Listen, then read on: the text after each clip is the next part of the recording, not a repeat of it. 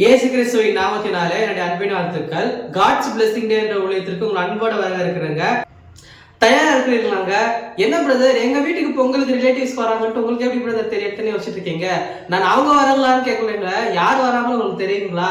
சரி, உங்களை நான் பேசி குழப்ப வரல, கர்த்தருடைய வார்த்தைக்கு போலாம் வாங்க. இன்றைக்கான தேவ வார்த்தை என்ன நீங்க கேட்டீங்கன்னாக்கா, லூக்கா 12ஆம் அதிகாரம் 40வது வசனத்துல, அந்தபடியே நீங்கள் நினையாத நேரத்தில் மனுஷகுமாரன் வருவார், ஆகையால் நீங்களும் ஆயத்தமா இருங்கள்ட்டு வசனம் இருக்குங்க.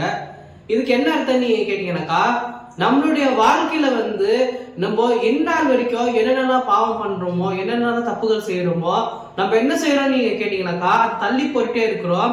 நம்ம கர்த்தர் இடத்துல வராத இடத்துக்கு நம்ம இந்த பாவத்தை செஞ்சுட்டு, இல்ல நான் நாளைக்கு கர்த்தர் இடத்துல வரேன், நான் நாளைக்கு சர்ச்சுக்கு வரேன், நான் மறுநாள்ல இந்த மாதிரி மெசேஜை கேட்கிறேன் அப்படின்ட்டுலாம் நம்மளுக்குள்ள நிறைய பேர் இந்த மாதிரி தான் இருக்கிறாங்க.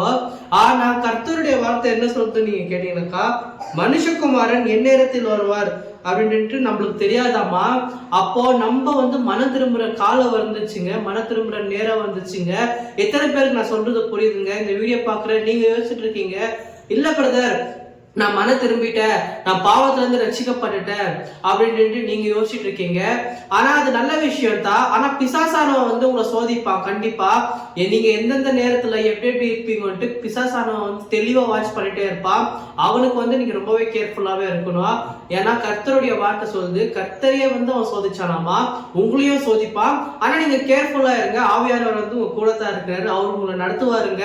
நீங்க என்ன செய்யணும், எப்படி செய்யணும், கர்த்தருடைய வார்த்தையை கேட்கணும் அப்படின்னு கண்டிப்பா ஒரு உதவி செய்வாரு.